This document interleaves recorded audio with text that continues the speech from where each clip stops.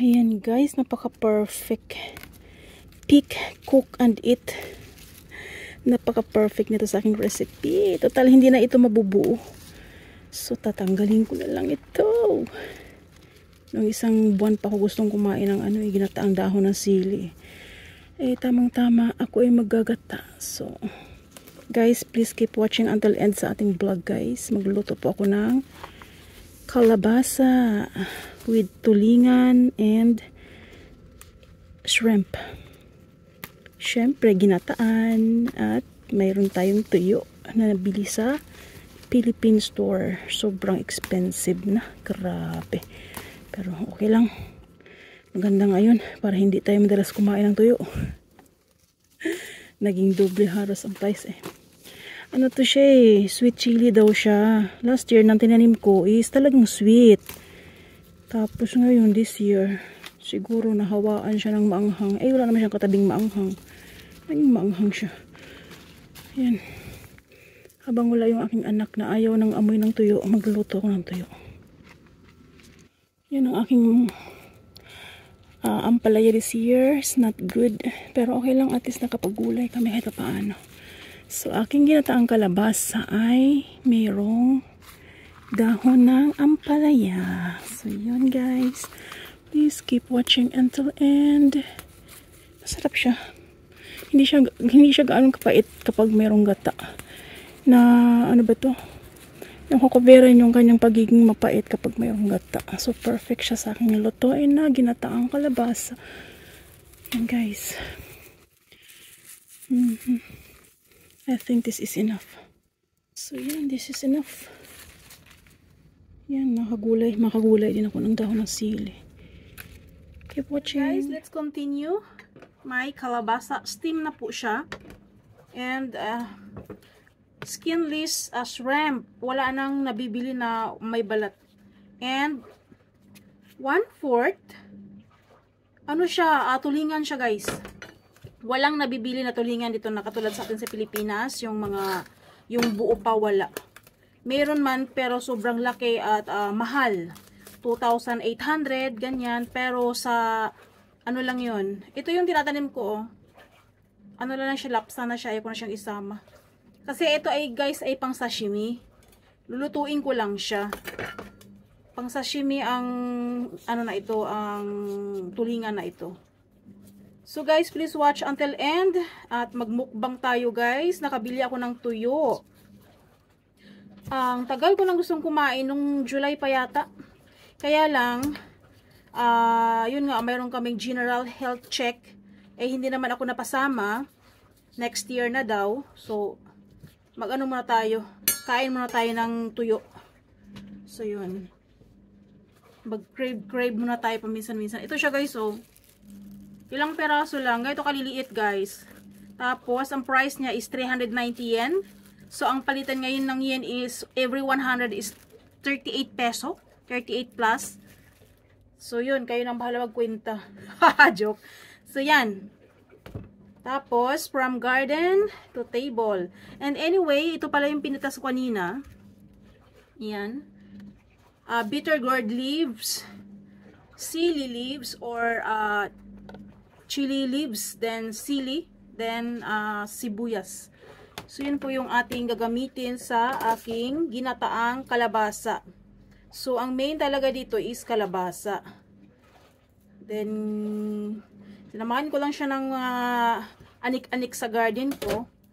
Ang sa ganun ay sumarap siya. So, yun. Actually, isang buong kalabasa yun guys. In-steam ko lahat.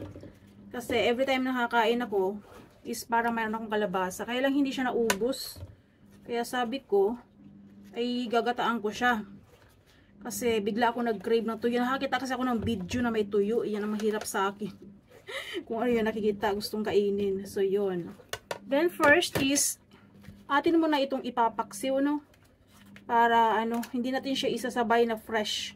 So, ipapaksiw muna natin siya kasama yung ating sili, sibuyas, and isang pirasong, isang piraso lang yung aking lemon grass kasi July pa ako ulit pag-harvest kapag makasurvive sa winter yung aking mga lemongrass. Pag hindi nga, back to frozen. So yan. Sarap sana may balat para may lasa, kaya lang wala eh. Sa supermarket na pinuntahan ko, lahat na nakabalat na. Diretso na lang siya luto. So yun. Tapos lagyan siya natin ng asin. Tapos vinegar. Huwag masyadong madami. Pangpalasa lang ng konti sa ating pangsahog. Tapos kunting tubig. Maluto lang bahagya yung ating pangsahog para hindi siya malangsa. So yun. Tapos lutuin natin siya. And my gata is 230 ang isang ganito. Wala ditong gata dahil walang niyog sa Japan. Yan ang mahirap. Kaya magtiis na lang tayo sa imitation na gata. Pero ang gata na ito guys, made from Thailand, napakasarap. Napaka ano niya, siguro na isama ko na yan sa vlog ko sa aking mga nakaraang vlog.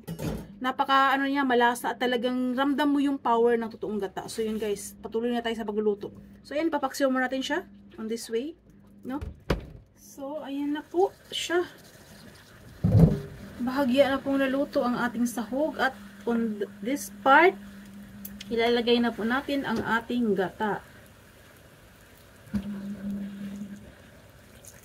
Para hindi siya ma-overcook. Ay, maparaming sabaw nito. Asyuganay. So, ayan. Tapos pakuluin natin ang gata. And as usual, my seasoning here is only asin. And shirodashi. So, yun. Wait natin kumulo yung gata, guys.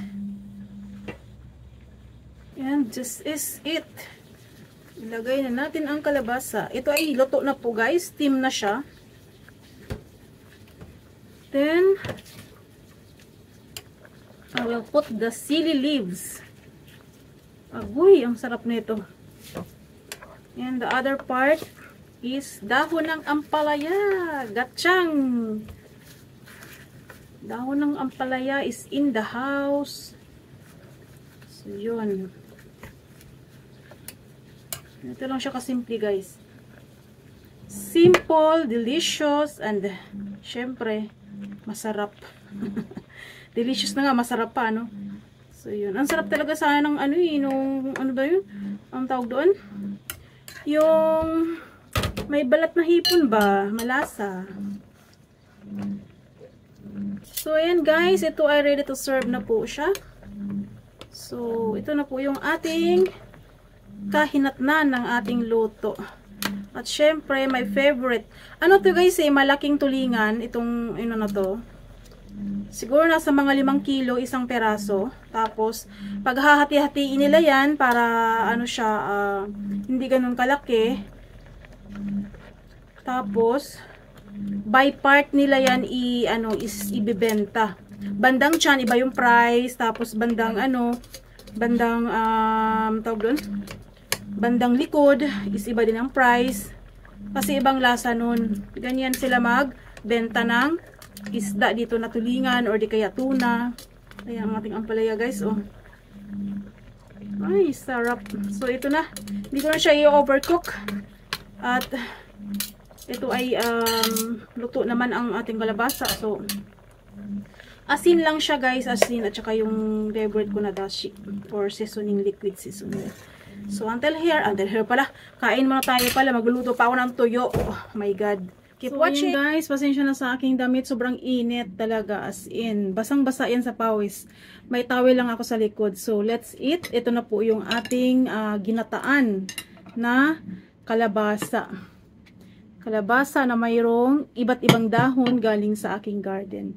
So, yun. Alone lang ako kain. Tapos, ito yung aking sausawan. Lemon. Lemonsito siya. Hindi siya lemonsito talaga. As in. Para siyang lasang dalanda na green. Manamis-namis. Kaya lagyan ko pa siya ng suka. So, maybe it was 6 months ago kumain ako ng tuyo. Hindi ako sure ha. At ngayon, kakain ako ulit. Tadakimasu. Thank you Lord for this blessing.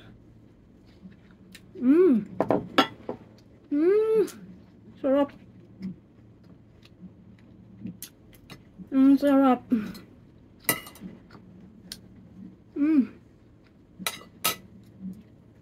Ako lang kakain ng aking ginataang kalabasa kasi naglasa siyang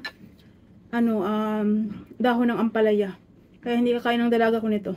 Makain ng dalaga ko, si Laika kumakain siya ng ampalaya pero hindi dahon. Yun. Mapait. Mapait pero masarap. Tikman natin ang tulingan.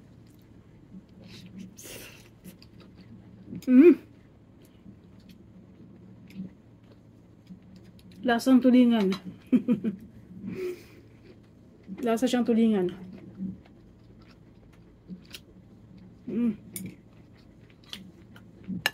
Delicious.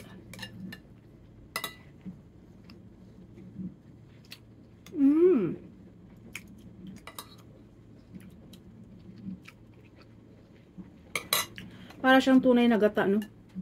Pero hindi talaga siya 100% na gata.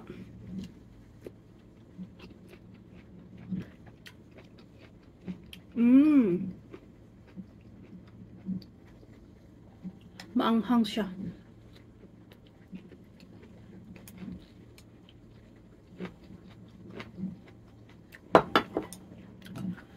Yummy. Yeah. Ang anghang. Sobrang liit ng tuyo. One bite lang.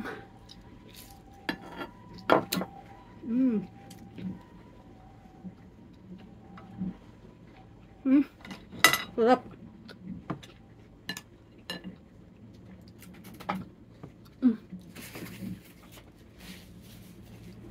Grabe yung pawis ito matulo. So guys, hindi ko na patatagalin ito. At ayaw ko na masyadong mahaba. Hanggang dito na lang puputulin ko ito. At grabe ang pawis ko. Maraming salamat sa mga nood hanggang sa makakain ako.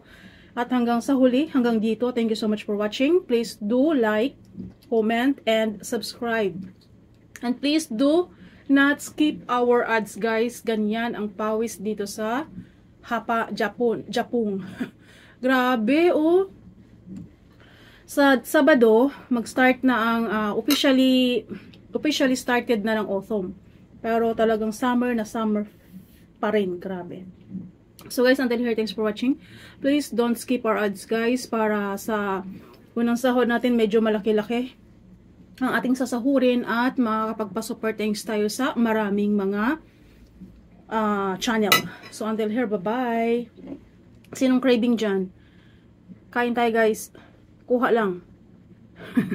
Bye-bye.